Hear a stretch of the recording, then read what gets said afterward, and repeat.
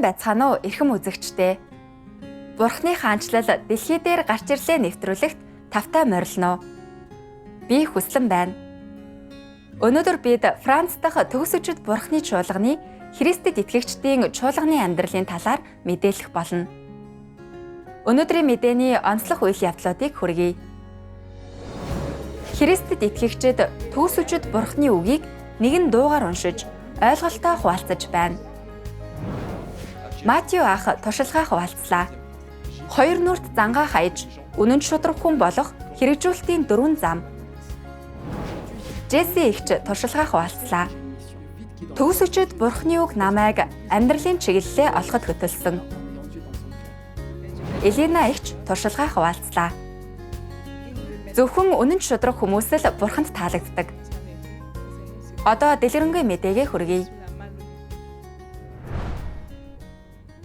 Эзэнд итгэгчдийн хамгийн том найдвар бол Тэнгэрийн хаанчлалд орох явдал. Гэхдээ тийшээ яаж орохыг, эсвэл орох нөхцлүүд нь юу болохыг тун цөөхөн хүн мэддэг.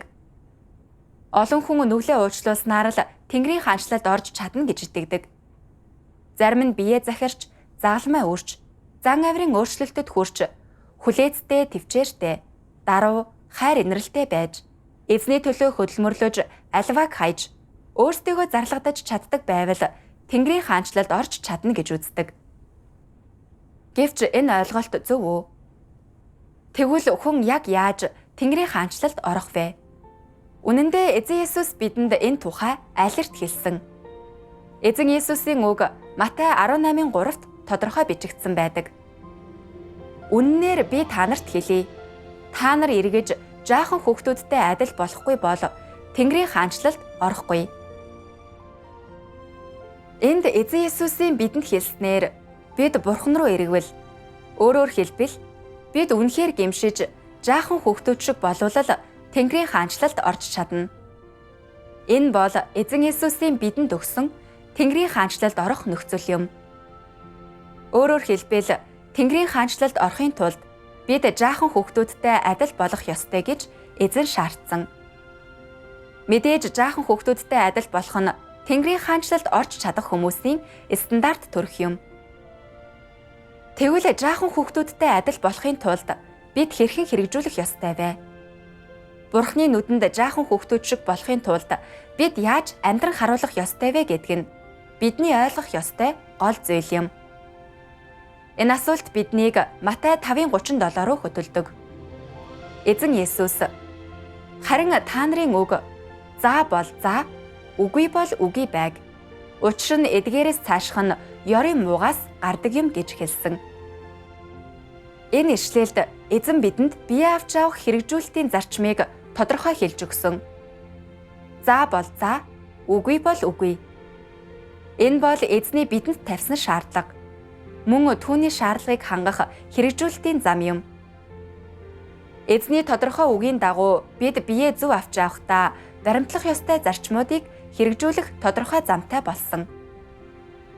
Өөрөөр хэлбэл бид бие авч явахдаа үүнийг хийж чаддаг байх ёстой. Аливааг байгаагаар нь хэлэх, үннийг ярих, бодтой байх, худал хэлэхгүй, хурм мэхлэхгүй, нуун дарагдуулахгүй байх, дэгсдүүлж давслахгүй байх, баримтад үндэслэх, цайлган үнэн шудраг хүний төрхийг амьдран харуулах. Хэрвээ бид ингэж чадвал эзний шаардлагыг хангаж Тэнгэрийн хаанчлалд орж чадна. Харин ингэж чадахгүй оронд нь янз бүрийн зорилгодоо хүрэхийн тулд байнга хоёр нүур гаргаж, худал хийлж хуурч, өөрийн ашиг сонирхлыг хамгаалахын тулд юу ч хийж, ямар ч төлөхөөс буцахгүй, бусдыг мэхэлж, бүр Бурхныг мэхэлдэг бол хэрвээ бид цайлган үнэн шудраг хүмүүс биш бол бидний хийдэг бүх зүйл нүгэлт уг чанараар маань бохирдож, сатанаас гардаг бөгөөд эзэнд яллагдах болно. Яг түүний хэлсэнчлэн эдгээрээс цаашх нь ёрын муугаас гардаг юм. Мэдээж ийм хүмүүс Тэнгэрийн хаанчлалд орох шалгуурыг яавч хангахгүй. Эзний үгийн энэ хэсгээс бидний мэдэж авснаар эзний хэлсэн жаахан хүүхдүүд шиг болж Тэнгэрийн хаанчлалд орохыг хүсвэл хамгийн чухал нь бид үнэн шудраг хүмүүс байх ёстой.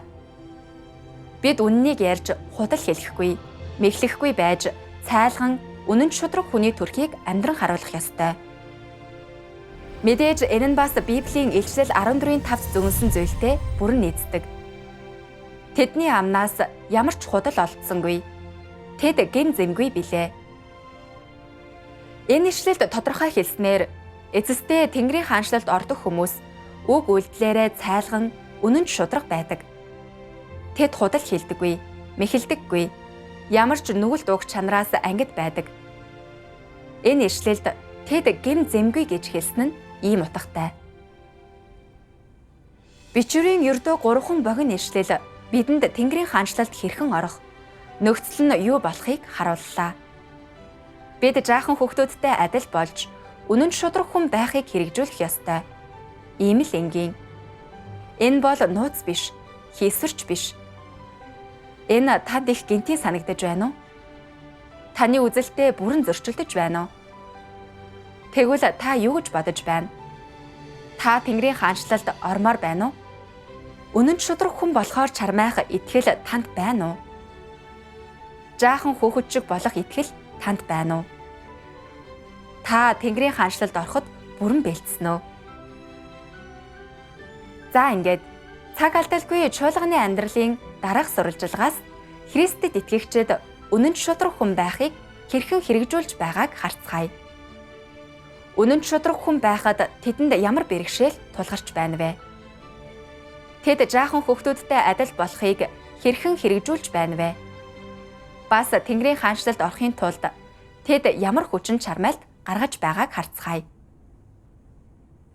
Франц дахь манай сурвалжлагчийн бэлтгэсэн шууд сурвалжилгыг хүлээн авна уу? Chers amis téléspectateurs, bonjour. Сайн байцгаана уу үзэгчдээ. Намайг Ролиса гэдэг. Франц улсад давтай морил. Өнөөдөр би Ile de France бүсийн Сина ба Марна дахь төгс үчид бурхны чуулганд ирээд байна. Олон Христэд итгэгч өнөөдөр энд цугларч туршлагын гэрчлэлээ хуваалцсан хамтдаа бурхныг шүтэн мөргөж магтахаар иржээ. Үүнд оролцож байгаадаа би баяртай байна. Тэдний халуун дотн мэндчилгээ надад сонсогдож байна. Хамтдаа очиж нэгтцгээе. 11-р сарын 22-нд төгс үчид бурхны чуулганы Христэд итгэгчид өөр бүс нутгаас ирсэн ах эгч нараа халуун дотноор угтан авлаа. Тэд энд бичлэн цуглахаар ирсэн бөгөөд орчин тойрон баяр хөөр тогтлоор дүүрэн байв.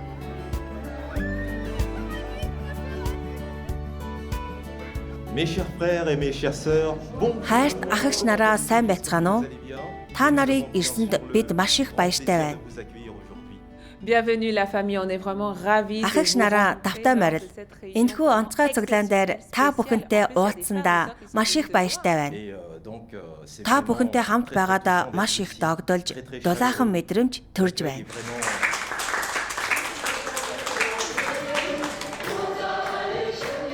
Жинхэнэ бурхныг дагах нь хэмээх чуулганы магтан дууны ая ихшгэлэхэд Христэд итгэгчид төгс үчид бурхныг дагаж буй баяр хөөрөө хөгжүүн бүжгээр илэрхийлж байна.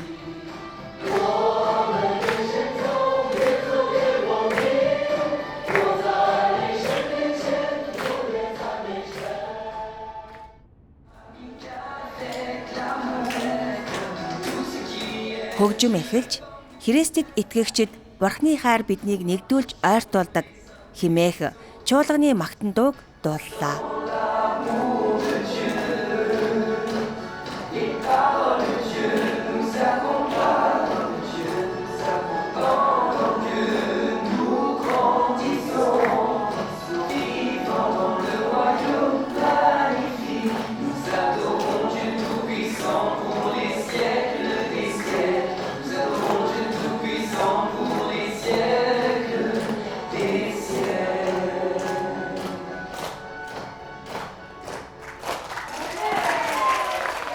Бүжиг магтан дууны дараа Христэд итгэгчид бурханд залбирал өргөв.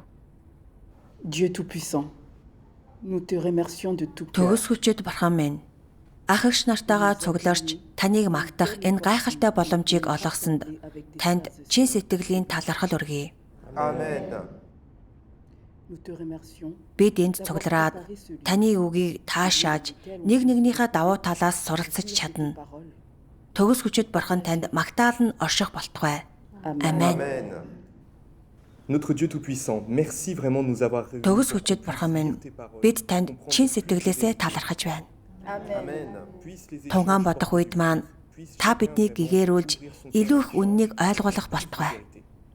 Хүн бүр нөхөрлөл хийхдээ цайлган сэтгэлтэй нээлттэй байж chacun vraiment энэ цуглаан үр дүнтэй болох болтугай. cette réunion soit vraiment fructueuse. Бид бүгд шин гэгээрэл гэрэлтэйгээр буцах болтугай. Амен. Христэд итгэгчид эхлээд төгс хүчит бурхны чуулганы бүтээсэн томоохон хэмжээний хөгжимт баримтат киног үзэв. Бүхнийг захирагч нэгэн. Энэхүү баримтат кино нь Аз, Европ, Америк ТV-ийн кино наадмаас 50 гаруй шагнал хүрчжээ. Энэ нь бүтээгчийн төгс хүчин дээд эрхийг гэрчилсэн сонгодог бүтээл юм.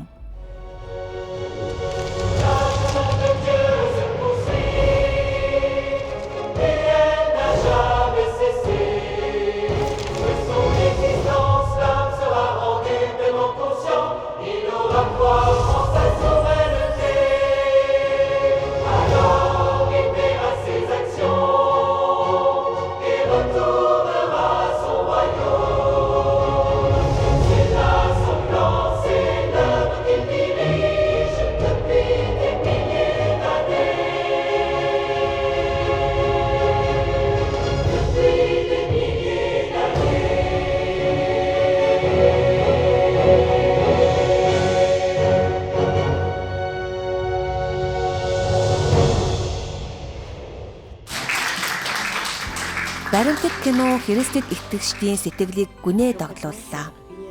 Тэд бүх зүйлийг захирдаг Бурхны эрх мэдэл, гайхалтай үйл хэргийг үнэхээр мэдэрсэн юм. Дараа нь Христэд итгэгчид төгс хүчит Бурхны үгийг хамтдаа уншлаа. Хүмүүс энэ хорвоод сатааны нөлөөнд ор, сатааны хүчинд захирагдаж хянуулан амьдарч байхдаа үнэн шударга байх боломжгүй. Тэд улмал ов мэхтэй болно. Энэ завхарсан хүн төрлөختний дунд амьдарч үнэн шударга хүн байх нь үнэндээ олон бэрхшээл агуулдаг. Мөн шүтлэггүй хүмүүс диавол хаад амьд житгрүүдэд шоолуулж, гүжирдүүлж, шүүгдэж, тэрж байтугай гадуурхагдж хөөгддөг. Тэгэхээр энэ хорвоод үнэн шударга хүн байгаад амьд үлдэх боломжтой юу? Энэ хорвоод бидэнд амьд үлдэх зай байгаа юу? Тийм ээ байгаа. Бид гарцаагүй амьд үлдэж чадна. Бурхан биднийг урьдчилан тогтоож сонгосон бөгөөд тэр гарцаагүй бидэнд гарах гарц нээж өгдөг. Бид Бурханд итгэж түүний удирдамж дор түүнийг бүрэн дагдаг. Бид бүхэлдээ түүний өгсөн амьсгал амиар амьдардаг. Бид Бурханы үгийн үннийг хүлээн авсан учраас амьдрах шин хуйлтай, амьдралын шин зорилготой болсон. Амийн маань суур өөрчлөгдсөн. Бид үннийг олж авч аврагдахын тулд амьдрах шин арга зам, бие авч явах шин хэв маягтай болсон. Өөрөөр хэлбэл бид амьдрах шин хэв маягтай болсон. Бид үүргээ сайн гүйцэтгэж, Бурхныг сэтгэл хангалуун байлгахын тулд амьдардаг. Энэ нь бидний юу идэх, юу өмсөх, хаана амьдрахтай ямар ч хамаагүй. Энэ бол бидний зүрх сэтгэлд хэрэгтэй зүйл.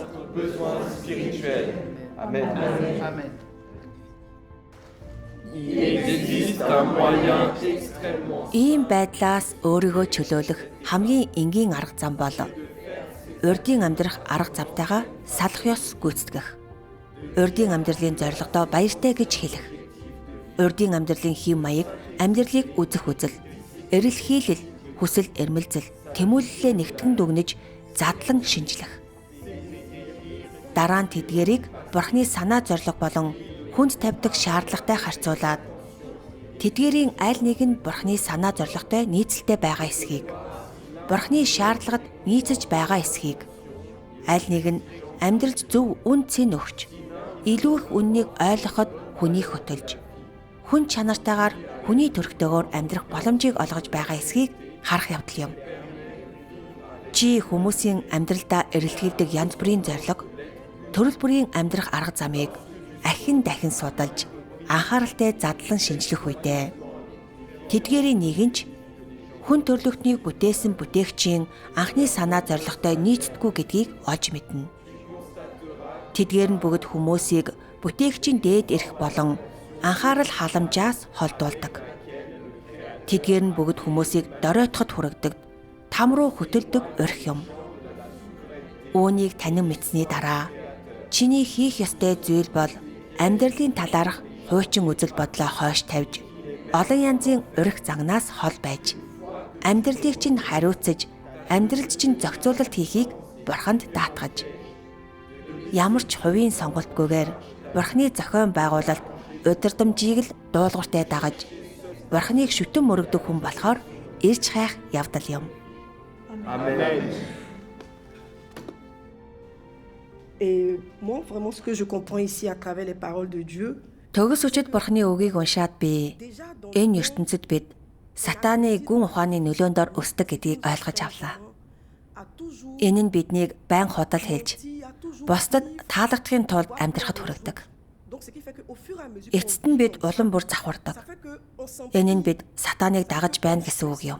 et ce qui fait que ben voilà, Бурхан биднээс амьдралын энэ арга замаа өөрчилж, c'est pour cela que aujourd'hui, хэвийн хүн чанарыг амьдран харуулахыг хүсдэг. on apprend à vivre une humanité Хэрв та ом их өвөрлөж, avec ta foule ертөнцөөс сурсан зүйлтэйгээ зуралдвал, le monde quand on rentre эдгээр үзэл бодолтой зөрүүдлэн зуралдвал, tient à ces Бурханаар ичлэгдэж, эцтэй түүнд жигшигдэж, таягдан хаягдана. sera détesté.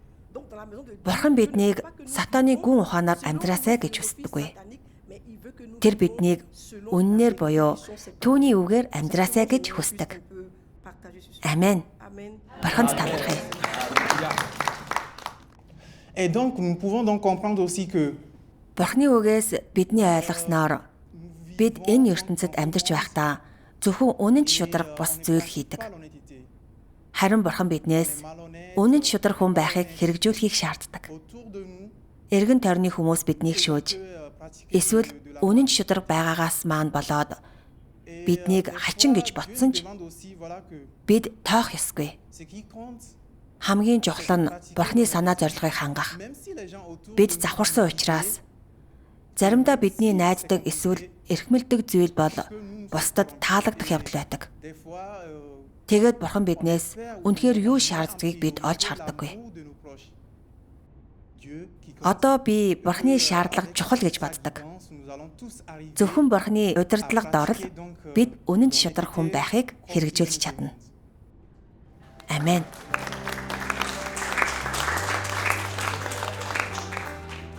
Ma compréhension, c'est que Satan utilise Христэд итгэгчид Бурханы үгийн талаарх ойлголтоо ээлжлэн хуваалцлаа.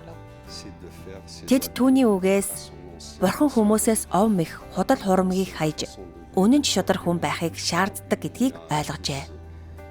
Зөвхөн ийм хүмүүс л аврагдаж Тэнгэрийн хаанчлалд орох хэрэгтэй. Il va partager voilà son Бурханы үгийн талаарх ойлголтоо ярилцсны дараа Христэд итгэгчид өөрсдийн туршлагын гэрчлэлийг хуваалцаж эхлэв. Et du coup, en fait, c'est vrai que Матео Францын Лион хотын чинээлэг дүүрэгт өсжээ. vraiment grandi. Гэр бүлийнхээ хүмүүжлийн нөлөөгөөр тэрээр даруухан ээлдэг, бэлдууч, дүр эсгэх зуршилтай болж, C'est-à-dire, бусдад тал засаж, таалагдахыг хичээдэг байв. Бусдаас магтаал хүлээн зөвшөөрөл олж авахын тулд tout va bien. тэр жинхэнэ бодол санаа мэдрэмжээ байнга нууж дардаг байжээ. Beaucoup de souffrance dans le cœur. Tu sens que t'es pas à l'aise. Et que tu Үнэндээ faut дотроо би шаналж parce que маш tu veux тавгүй te байсан. faire accepter, par les Хүмүүстэй gens, харилцахдаа te faire bien би voir. маш хуурамч Et байгаагаа toi, мэдэрдэг t'es- байсан. J'en peux plus, j'en ai marre.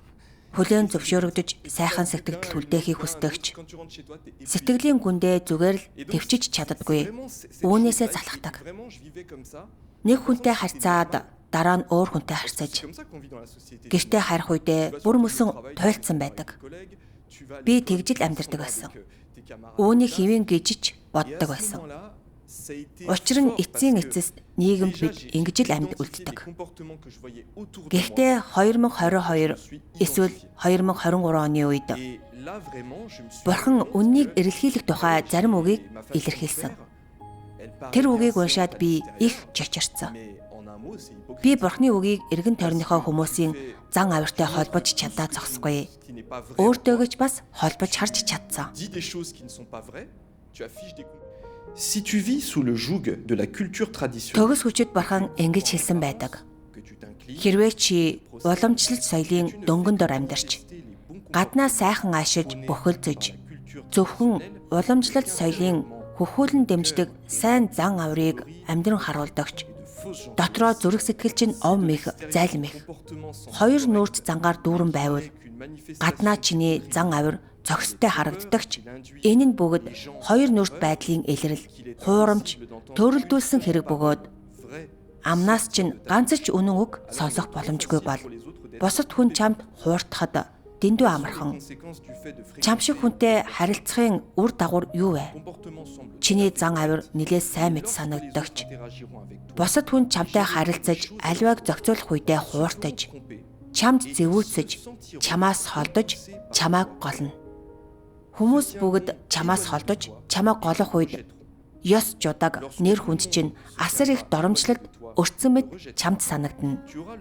Чи өрдөө дотроо үүнийг төвчгээс өөр аргагүй болох бөгөөд гаднаа сайхан ааштай, боловсрал сайтай, мэдрэмжтэй байх, уламжлалт соёлын сайн зан авирыг сахиж, бусдаас өөсөв хайхгүй, тэднээс хит их зүйл шаардахгүй хэвээр байх болно.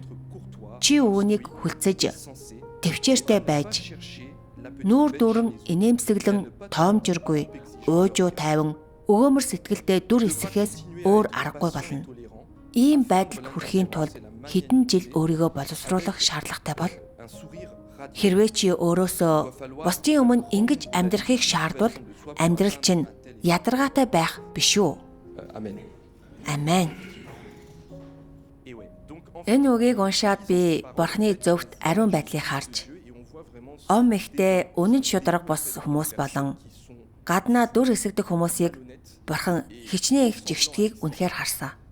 Энэ үгийг нухацтай эргцүүлэх үедээ миний сурсан ёс зүйн энэ бүх дүрм зүгээр л бусдын хүлээн зөвшөөрлийг олж авахын төлөө байсныг ухаарсан. Гэхдээ Бурхны нүдэнд ийм зан авир юу вэ? Энэ бол цэвэр ом их. Ийм хүмүүс маш хоёр нүртэй байдгийг Бурхан ил болгодог. Тэд хизээч жинхэнэ бодлоо хэлдэггүй, сонсохыг хүссэн зүйлийг чинь л хэлдэг. Тэд үргэлж маш ийлдэг, маш зөв зохистой харагддаг учраас та тэдний дутагдлыг огтхонч мэдэрч чаддаггүй. Тэд дэндүү хоёр нүртэй болохоор бусад хүн тэднийг нэвт харж чаддаггүй. Харин Бурхан тэднийг нэвт харж чадна. Бурхан бүх зүйлийг шинждэг. Тэгвэл бид яагаад ийм зан авирыг хүлээн зөвшөөрдөг вэ? Яагаад гэвэл энэ нь бидэнд ашигтай. Бас дүр төрхөө хамгаалахад тусалдаг. Бид хүмүүсээр бишрүүлэхийг хүсдэг. Гэхдээ анхааралтай бодоод үзвэл энэ бүхэн хувийн ашигын төлөө гэдгийг олж харна. Тэгээд би үнэхээр хоёр нүртэн гэдгээ ойлгосон. Энэ нь илэрхий байсан. Гэхдээ би үүнээс ангижирч үнэн шудар хүн болж зүгээр л юу гэж батснаа хэлхийн зарчим нь юу болохыг мэдээгүй. Яагаад гэвэл миний олж авсан боловсрал яг эсэргээрээ байсан. Бурхны үгийг уншсанаар Матью хүндэтгэлтэй сайхан ааштай багныхан цаана өөрийн ашиг сонирхлыг хамгаалж бусдын хүндлэл магтаалыг олж авах гэсэн хүсэл байсныг тодорхой харжээ. Энэ бол Бурхны жигшдэг ом ихтэй шударга бус байдлын илрэл юм. Тэр цайлхан үнэн шударга хүн байж хуурамч шаналгаат амьдралаар амьдрахаа болохыг хүсэн тэмүүлжээ. Дараа нь тэр төгс хүчит Бурхны үгийг илүү их уншиж үнэн шударга хүн байх хэрэгжүүлэлтийн замыг олжээ. Би одоо энэ хэсгийг уншъя. Төгс хүчит Бурхан ингэж хэлсэн байдаг. Ийм сайн зан авирт хэрхэн хандах ёстой вэ? Зарим хүн өнөөдрөөс эхлээд би боловсрал сайтай, мэдрэмжтэй, ээлдэг, зөөлөн, хүмүүжлтэй, эсвэл сайхан ааштай хүн болохгүй. Би сайн гэгддэг хүн болохгүй. Ахмадыг хүндэлж, залуусыг халамжилдаг хүн болохгүй. Эвсэг найрсаг, ойр дотн байдалтай хүн болохгүй. Тэдгээрийн аль нь ч хэвийн хүн чанар ямар байх ёстой илрэл биш.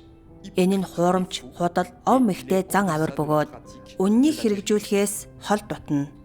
Одоогоос эхлээд би Бурхны шаардлагын дагуу үнэнд шударх хүн байна. Би үнэнд шударх хүн байхаас эхэлнэ. Би ярихдаа тимч өндөр боловсралтай, эсвэл тимч ээлдэг зөөлөн хүмүүжлтэй сонсогдох албагүй. Бусдад өндрөөр үнэлүүлэх албагүй. Харин би чин сэтгэлээсээ үнэнчээр хуурмаг байдалгүйгээр ярина. Би авч явах, аливааг хийхдээ би хуурамч байхгүй, дүр эсгэхгүй. Ярих бүрдээ би зүрх сэтгэлээсээ ярина. Дотроо бодож байгаагаа хэлнэ. Гэхдээ би бусдыг босгон байгуулахгүй зүйл ярихгүй. Хэрвээ би хэн нэгнийг үзэн ядаж байвал өөрийнхөө асуудлыг шийдвэрлэхийн тулд үннийг ирж хайх бөгөөд адгүй байдлаасаа болоод бусдыг шархлуулах үг хэлэхгүй, шархлуулах зүйл хийхгүй. Би бусдыг босгон байгуулах зүйлсийг л хийн. Ярихдаа би хувийн ашиг хонжоогоо бодолцсон үцгүй, нэр төр, нэр нүүрэндээ хазаарлахдаггүй. Хүмүүст өөрийгөө өндрөөр үнэлүүлэх, санаархал бүрч өвөрлөхгүй. Миний үг бурханд таалагдах эсэгтэл анхаарна. Хүмүүсийг шархлуулахгүй байх нь миний наад захын стандарт байна. Би бас бурхны шаардлагын дагуу үйлдэнэ. Би бусдыг хорлох зүйл хийхгүй. Бурхны гэрийн ашиг сонирхолд хор хөнөөлтөй зүйл ч хийхгүй. Би бусдад ашиг тустай зүйлсийг л хийж, үнэнд шударх хүн, бурханд таалагддаг хүн байна. Энэ нь үзэл бодлын өөрчлөлт биш гэж юу? Хэрвээ тэд эдгээр үгийг үнэхээр хэрэгжүүлбэл жинхнээсээ өөрчлөгдсөн байх бөгөөд ирээдүйн хувь заяа нь сайнаар өөрчлөгдөх боломжтой болно. Тэд үннийг эрэлхийлэх замд хөл тавьсан байх бөгөөд удахгүй үнний бодит байдалд орж аврагдсан хүн болох найдвар төрнө. Энэ бол сайн хэрэг, эерэг зүйл юм. Амен. Энэ хэсгийг уншихад хэрэгжүүлэлтийн зам тов тодорхой болсон. Бурхан бидэнд тодорхой хэлдэг. Чи сайхан ааштай, соёлтой авирлах хэрэггүй. Эсвэл дүр эсгэж хүмүүс таалагдахын тулд юм ярих хэрэггүй. Нэгдүгээрт ярихдаа бусдыг санаатайгаар бүү гомдоо. Энэ бол хамгийн чухал нь. Хоёрдугаарт хэрвээ хэн нэгнийг үзэн яддаг бол бүү адгуу авирал. Гуравдугаарт чи сэтгэлээсээ яар. Хүмүүс таалагдахын тулд битгий юм яар. Харин жинхэнэ бодлоо хэл. Энэ бол өөрчлөлт. Бас ярихдаа хувийн ашиг хонжоо, нэр нүрээ бодож бүү яар. Босод хүн юу гэж бодохыг бүү бодолц. Хүмүүс таны тухай юу ярих нь таныг хэрхэн харж байгаа нь хамаагүй. Зүгээр л зүрх сэтгэлдээ байгаа үннийг хэл. Таны үг цэвэр, ямар ч холцгүй байх ёстой. Үнэн хүмүүсийг хорлохгүй гэдгийг би бас мэдэж авсан. Мэдээж бодит баримтыг сонсох нь эхлээд жаахан өвтгөж магадгүй ч. Үнийн хэрэгтэй энэ нь тэднийг эдгээдэг. Худал үг зөөлөн сонсогдогч үхэлд хүргэж мэднэ. Энэ бол тэр хоёрын ялгаа юм. Хүмүүст үннийг хэлэх үед заримдаа тэд уруу царайлж, дургүй байгаа мэт харагдахыг та харж болно. Гэхдээ хэрвээ тэд үннийг хайрладаг хүн бол сэтгэлийн гүндээ энэ ах эсвэл эгчийн хийсэн зүйл үнэн Бурхны үгтэй нийцэж байна гэдгийг хүлээн зөвшөөрнө. Тэд надад эвгүй санагдсан ч тэд надад туслахыг хичээж байсан гэдгийг ухаарна. Энэ бүхнийг ойлгох нь надад жинхэнэ амар амгалан мэдрэмжийг өгсөн. Би бас нэг зүйлийг ухаарсан. Та ов мэх хэрэглэж байхдаа сэтгэлийн гүндээ үнэндээ юу мэдэрдэг вэ? Та бохир гэдгээ мэдэрдэг. Та өөртөө ч хурамч хандаж, бусдад болон бурханд ч мөн адил хандаж байгаагаа мэддэг. Тэр мөчид ганцхан сатаны л бахан хандаг. Тэр тань руу хараад одоо өөрийгөө хардаа үрмэн гэж хэлдэг. Тэр маш их баяртай байдаг. Тэр чи яг над чиг юм. Бид адилхан гэж хэлдэг. Гэхдээ хамгийн цочирдмоор нь та үнэхээр үнэн шударга хүн байх үедээ урд нь хизээч мэдэрч байгаагүй зүйлээ мэдэрдэг. Миний хувьд амьдралынхаа 33 жилийн хугацаанд мэдэрч байгаагүй зүйл байсан. Та шударга ясны мэдрэмжийг мэдэрдэг. Та томч бай, жижигч бай, эерэг зүйлийн төлөө шаргуу ажиллаж байна гэдгээ. сэтгэлийн гүндээ мэдэрдэг. Je dis la vérité. Хийж байгаа зүйл чинь шударга гэдгийг мэдэрдэг. Quand ils voient que t'es un pauvre type. Та нэр төр ёс жудагтай гэдгээ мэдэрдэг. Mais d'un autre côté, maintenant, Одоо j'arrive би à ressentir үнэн шудар хүн байхыг хэрэгжүүлэх la үедээ compassion de Dieu quand je- баяр баясгалан Бурхны сайшаалыг мэдэрдэг. Qu'est-ce que tu veux que je te dise de plus? Би үүнээс илүү юу хүсэх бэлээ? Tu sens que Dieu est Энэ d'accord. бол амьдралын утга учир юм. Mon gars, qu'est-ce que tu veux de plus? Төгс хүчит бурханд талархъя. Voilà. Amen. Je m'arrête là et je rends grâce à Dieu Tout-Puissant. Матюгийн туршлага тэнд байсан олон Христэд итгэгчийн сэтгэлд хүрсэн юм. Тэд үнэн шудар хүн байх талаар илүү их ойлголт, илүү олон хэрэгжүүлэлтийн замыг олж авчээ. Тэд баяр хөөртэйгээр Бурхныг магтсан дуу дууллаа.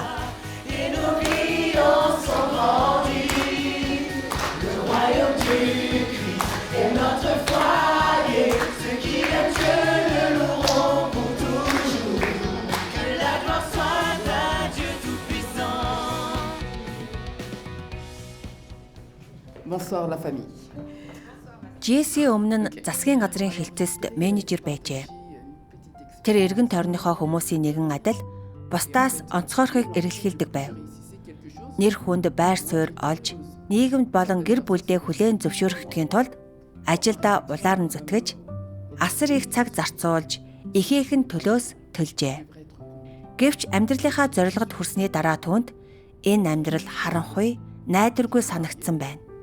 Энэ нь түүнийг маш их төөрөлдүүлж орхижээ. J'ai un travail stable. J'ai ce qu'il me faut. Je peux Би avoir доктортой амьдралтай байсан ч төсөөлж байсан шигэ жаргалтай байгаагүй. mon cœur.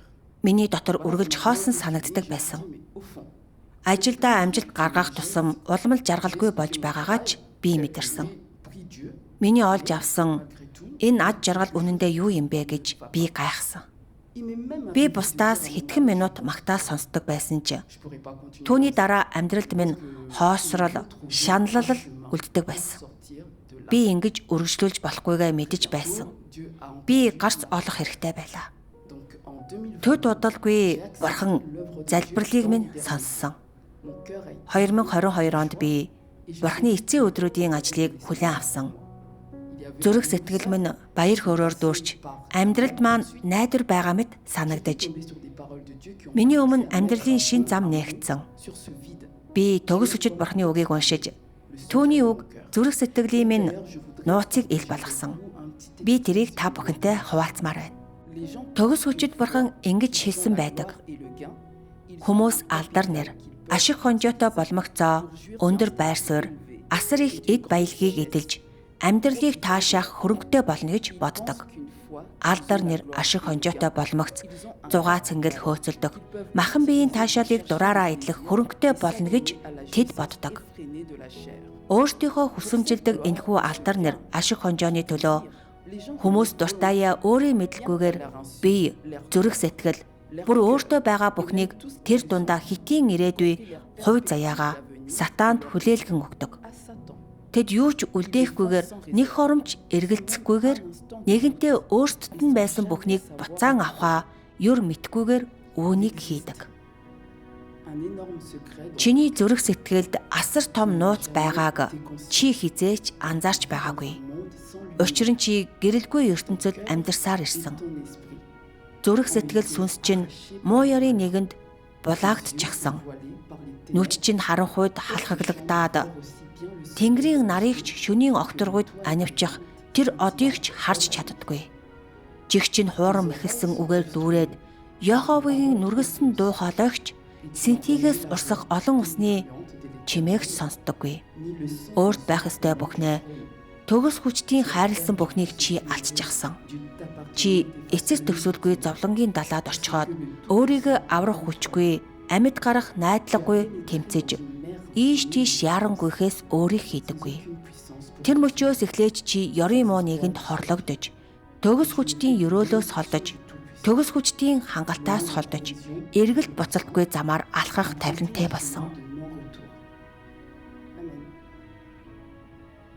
Donc voilà, ce passage m'a beaucoup Бурхны үг үнэхээр сэтгэл хөдлөж, le sentiment Бурхан надтай нүүр тулан ярьж байгаа мэт c'est санагдсан. vrai qu'il y avait un énigme. Үнэндээ зүрх сэтгэлд минь ийм нэг онцог үргэлж байсаар ирсэн.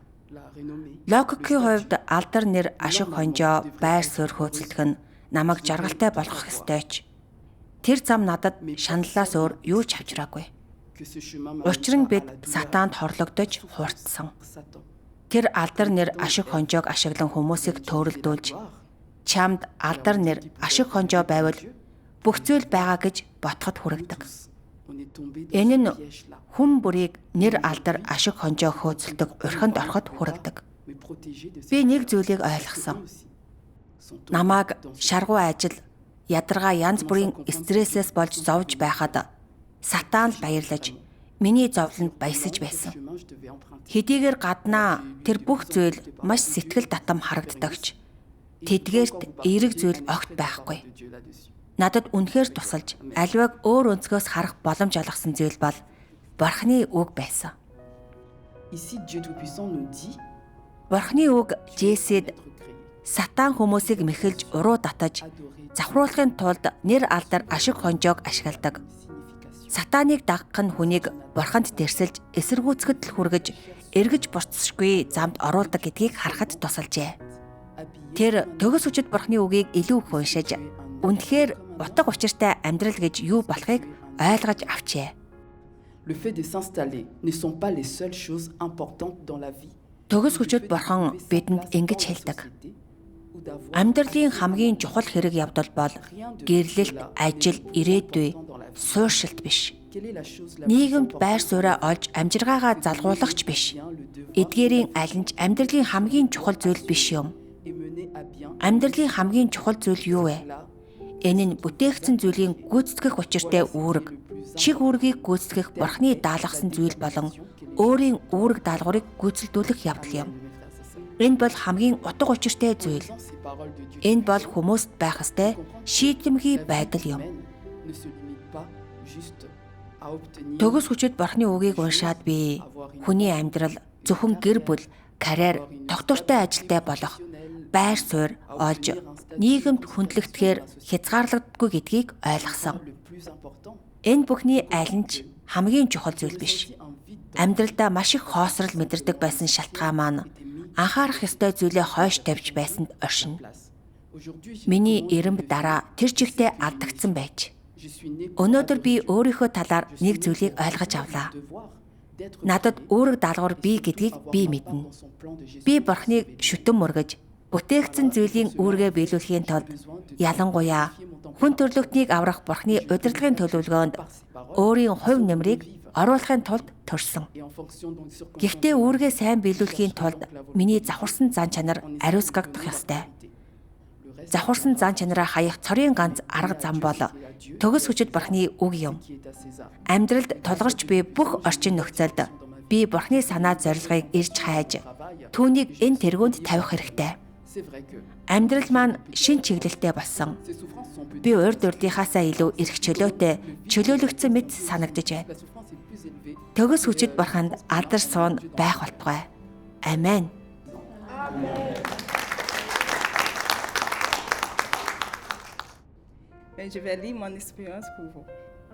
Элина чуулганд услгааны үүрэг гүйцэтгэж ах эгч нарыг дэмждэг.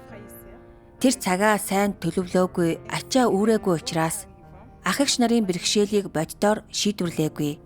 Санаа тавих нь өнгөцгөн төдийл байв. Зааварлагч нь ажлынхан талаар дэлгэрэнгүй асуухад бодтой ажил хийгээгүйг зааварлагч нь олж мэдхгүй гэж айсандаа тэрээр нэр нүрээ хамгаалахын тулд үннийг нуухаар шийджээ.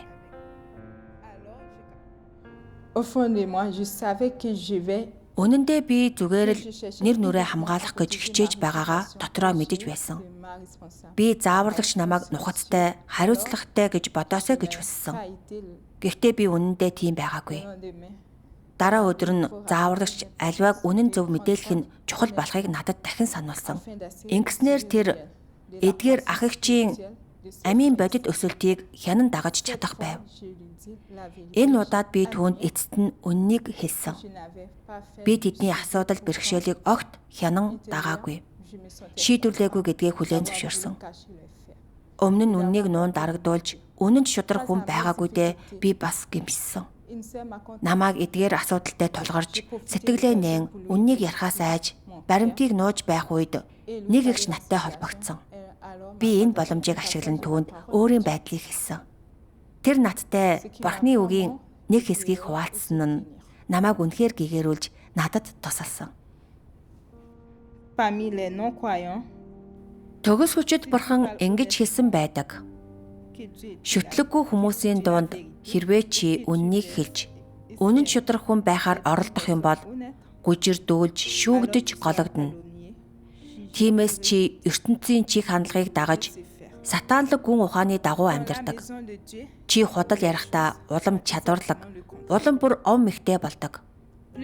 Түүнчлэн зорилгодоо хүрч, улмаар өөрийгөө хамгаалахын тулд хорон арга ашигладаг. Чи сатааны ертөнцид улам цэцэглэн хөгжиж, үр дүнд нь нүгэлд улам бүр гүн живж, эцэст нь гарч чадхаа бэлдэг. Бурхны гэрд юмс яг эсэргээрээ байдаг. Худал хэлж, хуурам эхлэхдээ чадварлаг байх тусам чинь Бурхны сонгосон хүмүүс төдий чинээ чамайг зэвүүцэж чамайг голно. Хэрвээ чи гэмшгээс татгалзаж, сатанлаг гүн ухаан логиктой зууралцаар байгаа бол мөн дүр эсгэж, өөрийгөө нуун дадлахын тулд хуйлдаан арга зайл хэрэглэж, нарийн арга сэддэг бол илчлэгдэж таягдан хаягдах тун магадлалтай. Учир нь Бурхан ов мэхтэй хүмүүсийг үзэн яддаг. Бурхны гэрт үнэн шударга хүмүүс л дэвжин дээшилж чадна. Ов мэхтэй хүмүүс бүгд эцтэй гологдож, таягдан хаягдана. Бурхан энэ бүгдийг аль эрт урьдчилан тогтоосон. Үнэн шударга хүмүүс л Тэнгэрийн хаанчлалаас хувь хүртэж чадна. Хэрв чи үнэн шударга хүн байх гэж оролдохгүй бол, үннийг эрэлхийлэх чиглэлд туулж хэрэгжүүлэхгүй бол, өөрийнхөө муу мухайг ил болохгүй, үнэн нүүр царайгаа харуулахгүй бол, ариун сүнсний ажлыг хүлээн авч Бурхны сайшаалыг хүртэж хизээж чадахгүй. après avoir lu ces passages de la parole de Dieu, Бурхны үгийг уншаад зүрх зүсэгдэх шиг болсон. j'ai fini par Бурхан ом ихтэй уруугч, хуурамч хүмүүсийг жигшдэг гэдгийг, үнэн шударга хүн болохоор эрэлхийлдэггүй, хэн боловч аврагдаж чадахгүй гэдгийг би эцэст нь ойлгосон. et les méthodes. Удирдагч надаас эдгээр ах эгчийн асуудал бэрхшээлийг хэрхэн хянан дагаж шийдвэрлэж байгааг асуухад би асуултаас зайлсхийж сэдвийг өөрчилсөн. Quiconque ne cherche Ачаа үрээгүй гэсэн баримтаа нуун дарагдуулж, зааварлагчийг дахин асуулт тавиулахгүй тулд би завгүй гэдгээр шалтгаалсан. Тэгтэл би үүрэгтээ хааш яаш хандаж байснаа ухаарсан. Би түүнийг аргацаахын тулд шалтак тоочих гэж оролцоор байж. Миний жинхэнэ санаа зорилго бол хариуцлагаа биелүүлэх биш. Харин нэр нүрээ алдахгүй тулд өөрийн дутагдал, доголдлыг нуун дарагдуулах явдал байсан.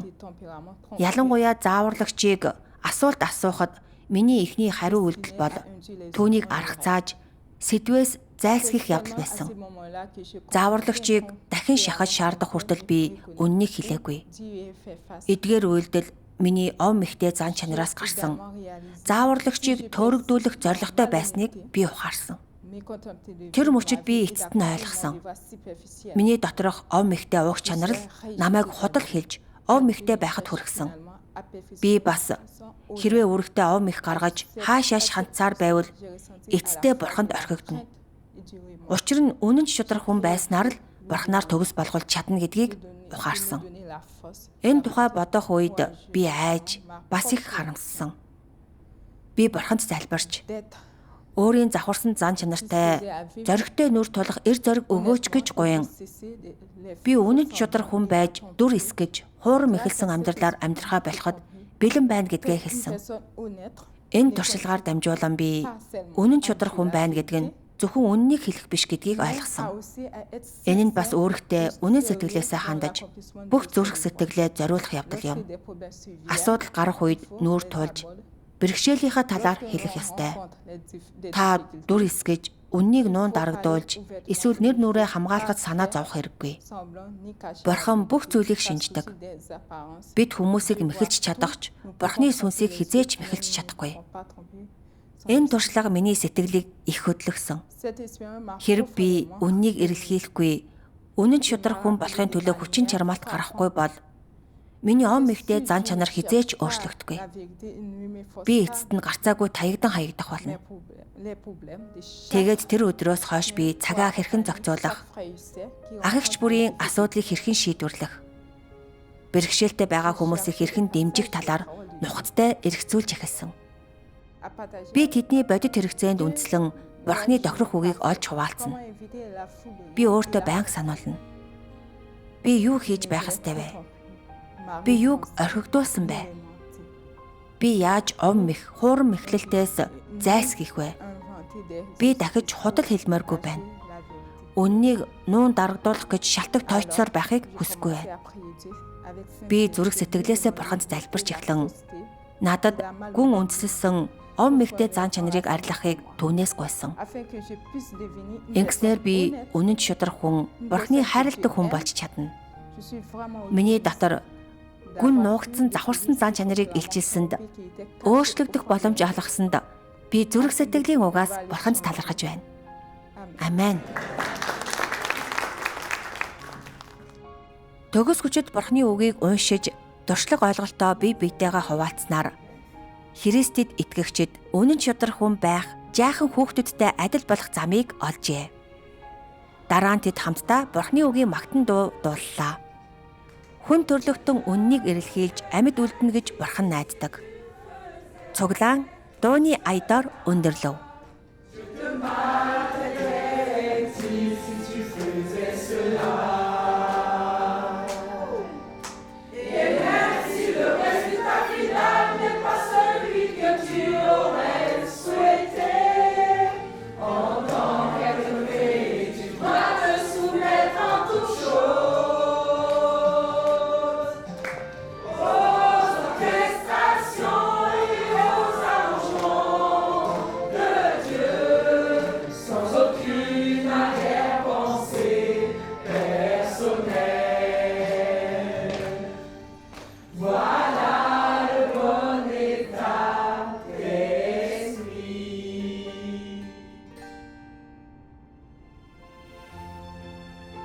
Франц дахь төгс хүчит Бурхны чуулганы Христэд итгэгчид төгс хүчит Бурхны үгэнд үндэслэн үнэн шударга хүн болох хэрэгжүүлэлтийн замыг оллоо.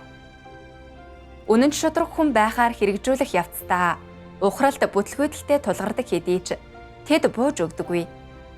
Харин оронд нь үннийг идэвхтэйгээр ирж хайдаг.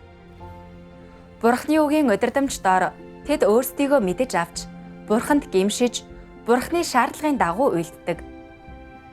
Тэд ганц өгүүлбэр нэг жаахан үйлдэлээс эхэлж эцэст нь сэтгэлээ нээж чин сэтгэлээсээ ярьж чаддаг. Тэдний худал хийлж хуурах нь улам багассаар тэд улам бүр үнэн шударга хүний төрхтэй болдог. Тэд үнэн шударга хүн байснаас ирдэг амар амгалан баяр баясгалан амссан бөгөөд аврагдаж Тэнгэрийн хаанчлалд орох итгэл найдвараар дүүрэн байна. Ингээд өнөөдрийн нэвтрүүлэг өндөрлөж байна. Танд тус болсон гэж найдаж байна. Үзсэнд баярлалаа. Шинэ эрен үетэй хамт байж Христэд итгэгчдийн баялаг, өнгөлөг чуулганы амьдралыг дагаарай. Дараа уулзацгаая.